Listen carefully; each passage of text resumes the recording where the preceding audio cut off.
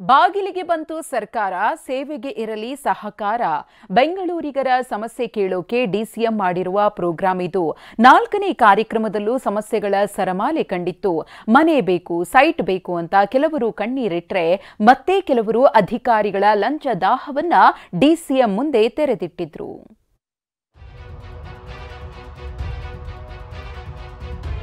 ನಿನ್ನ ಆಫೀಸಲ್ಲಿ ಪೆನ್ಷನ್ಗೆ 3,000 4,000 ಕೇಳ್ತಾರಂತೆ. ಅದು ಯಾರು ಕಂಡು ಹಿಡಿದ್ಬಿಟ್ಟು ಅವನ್ನ ಸಸ್ಪೆಂಡ್ ಮಾಡೋಕ್ಕೆ ರೆಕಮೆಂಡ್ ರೆಡಿ ಮಾಡೋರು.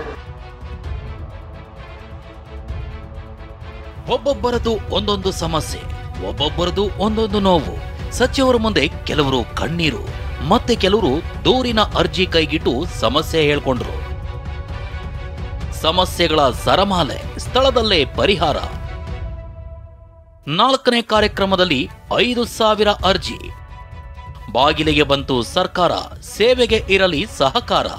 ಇದೇ ಘೋಷವಾಕ್ಯ ಇಟ್ಕೊಂಡು 3 ಕಡೆಗಳಲ್ಲಿ 16 ಕ್ಷೇತ್ರಗಳ ಸಮಸ್ಯೆ ಆಲಿಸಿದ್ದ ಡಿಸಿಎಂ ಹಾಗೂ ಬೆಂಗಳೂರು ಉಸ್ತುವಾರಿ ಸಚಿವ ಡಿಕೆ ಶಿವಕುಮಾರ್ ಇವತ್ತು ಜರಗನಹಳ್ಳಿಯ ಸರ್ಕಾರಿ ಶಾಲೆ ಆಟದ ಮೈದಾನದಲ್ಲಿ ಜನರ ಸಮಸ್ಯೆ ಆಲಿಸಿದ್ರು. ಬೊಮ್ಮನಹಳ್ಳಿ, ಆನೇಕಲ್, ಕೂಡ್ಲು ವಾರ್ಡ್ಗಳ ಜನರ ಸಂಕಷ್ಟಕ್ಕೆ ಪರಿಹಾರ ನೀಡಿದ್ರು.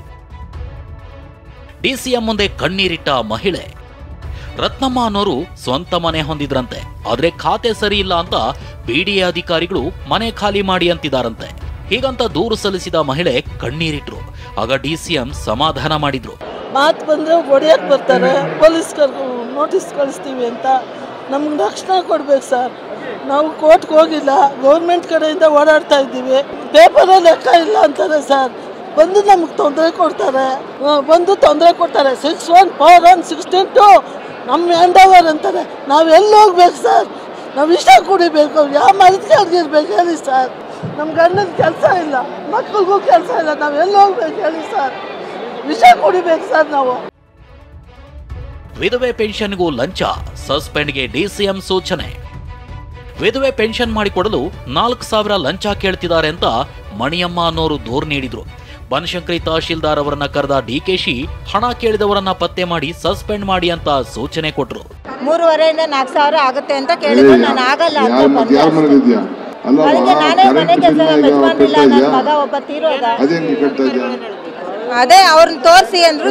3,000 ಇಂದ 4,000 ಆಗುತ್ತೆ ಅಂತ ಹೇಳಿದ್ರು. ಇವರು ಅದೇ ಮತ್ತೆ ತೋರಿಸಿ ಅಂತ ಹೇಳಿದ್ರು. ಮಹಿಳೆ ದೂರು ನೀಡ್ತಾ ಇದ್ದಂತೆ ಬನಶಂಕರಿ ತಹಶೀಲ್ದಾರ್ ಅವರನ್ನ ಕರೆದ ಡಿಕೆಶಿ ಹಣ ಕೇಳಿದವರನ್ನ ಪತ್ತೆ ಮಾಡಿ ಸಸ್ಪೆಂಡ್ ಮಾಡಿ ಅಂತ ಸೂಚನೆ ಕೊಟ್ರು. ಯಾವ್ದೋ ಒಂದು ಹೆಣ್ಮಗಳು ಹೇಳಿದ್ರು ಪೆನ್ಷನ್ಗೆ 4,000 ಕೇಳಿದ್ರು ಅಂತ ಹೇಳಿದ್ರು. ನಾವು ಎನ್ಕ್ವೈರಿ ಮಾಡಿಸ್ತಾ ಇದ್ದೀನಿ ಆ ಹೆಣ್ಮಗಳದು. ಅವ್ನಿಗೆ ಯಾರು ಕರೆದು ಏಜೆಂಟ್ ಹತ್ರ ಕಳಿಸಿದ್ದಂತ ಅವ್ನು ಯಾರೋ ಒಬ್ಬ ಹೆಸರುಗಳು ಹೇಳಿದಾರೆ ಅಮ್ಮ. ಅಲ್ಲೇ ಕುಣಿಸಿ ನಮ್ಮ ಉಪ ತಹಶೀಲ್ದಾರ್ಗೆ ಹೇಳಿ ಮಾಡ್ತಾ ಇದ್ದೀನಿ. ಅವ್ನು ಯಾರು ಹುಡುಕ್ಸಿ ಸಸ್ಪೆಂಡ್ ಮಾಡಿಸಿ. ಇಂದಿನ ಜನಸ್ಪಂದನದಲ್ಲಿ 5,000ಕ್ಕೂ ಹೆಚ್ಚು ಅರ್ಜಿಗಳು ಬಂದಿದ್ದು, ಕೆಲ ಸಮಸ್ಯೆಗಳು ಸ್ಥಳದಲ್ಲೇ ಬಗೆಹರಿದ್ರೆ ಮತ್ತೆ ಕೆಲವು ಅರ್ಜಿಗಳನ್ನ ಸಂಬಂಧಿಸಿದ ಇಲಾಖೆಗೆ ರವಾನಿಸಲಾಗಿದೆ. ಶಾಂತಮೂರ್ತಿ, TV9 ಬೆಂಗಳೂರು.